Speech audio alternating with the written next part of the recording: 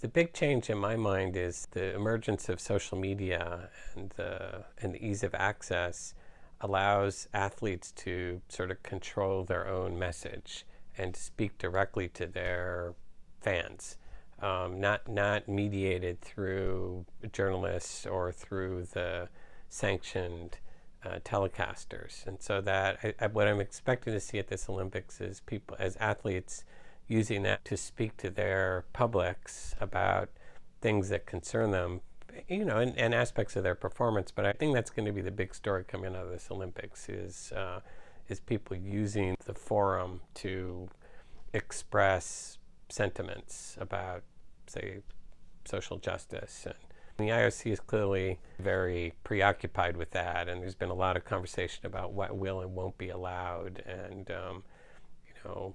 medal stand protests, and how will that be interpreted. Those are not typical esports platforms. So I think, my guess is the esports community embraces the direction of the gesture. I don't think it's going to have the effect that the IOC was perhaps wishing to have, which was to engage a whole new generation of spectators. I would say it's as much a sport as motorsports are. I mean, motorsports similarly, you're not making the car go. That's something that the engine is doing, but you're guiding it, and you still need that fast twitch and the decision making and so forth.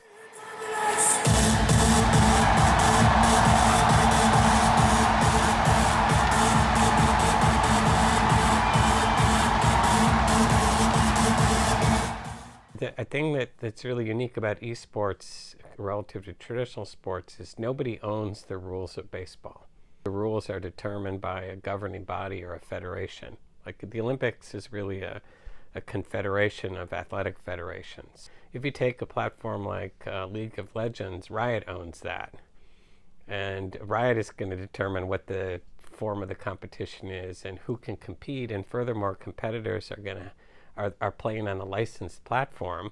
So someone is paying at every stage of that. And I think that's probably one huge barrier, is the IOC is very interested in, capturing every revenue stream that it can. And I doubt that they'd be very excited about giving a platform to, publishers like Riot or Activision Blizzard or Epic or what have you.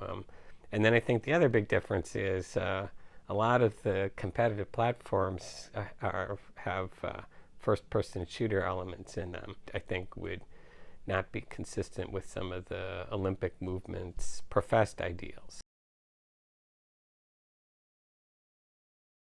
I think if you imagined an esports platform where you are seeing exactly what the player is seeing, and feeling exactly what the player is feeling, through haptic interfaces and things like that, that will be so much more vivid and exciting than, especially to the rising generation, than this experience of 22 guys running around on a 100-yard field, chasing a brown ball or a round ball or something like that.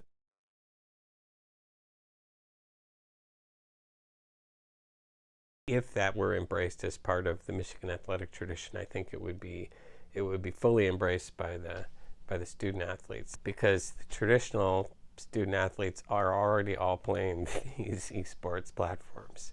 So they already play Call of Duty and Overwatch and Fortnite and what have you.